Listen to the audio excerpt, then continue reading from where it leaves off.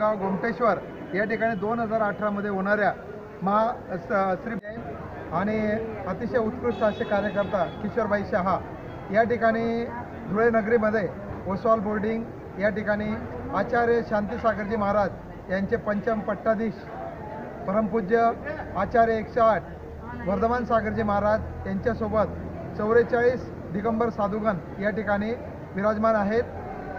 6 तारखेला सोनगिरी या गावाकडून धुळे नगरीमध्ये भव्य असा मंगल प्रवेश झाला। आग्रा रोड मार्गे श्रीकादास चंद्रपूर दिगंबर जैन मंदिर या मार्गाने साखरी रोड कडून ओसवाल बोर्डिंगमध्ये या ठिकाणी हा संघ आला। या ठिकाणी सकल संघाची आहारचर्या होत आहे। तसेच दुपारी या ठिकाणी स्वाध्याय आणि सायंकाळी मंगल आरती। आज सकाळी आचार्य वर्धमान सागरजी मुनिराज यांनी मंगल प्रवचन दिलं। त्या माध्यमाने संसारी आपल्या भौतिक सुविधांच्या कोणत्याही वस्तू आपल्यासोबत येत नाही, तर जो भगवानांचं आचरण करतो भगवान त्याच्यासोबत असतात आणि तीच आपली खरी संपत्ती असते।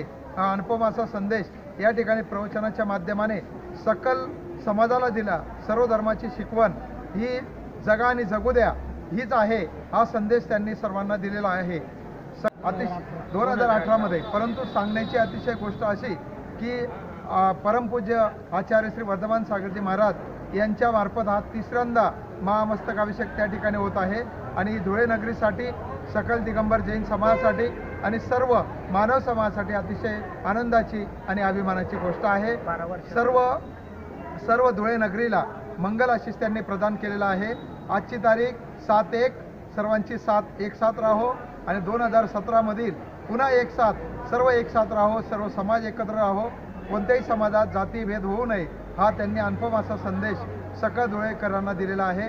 धुळेकरांचं मंगल हो हाच त्यांचा मंगल आशीष आहे। जय जय।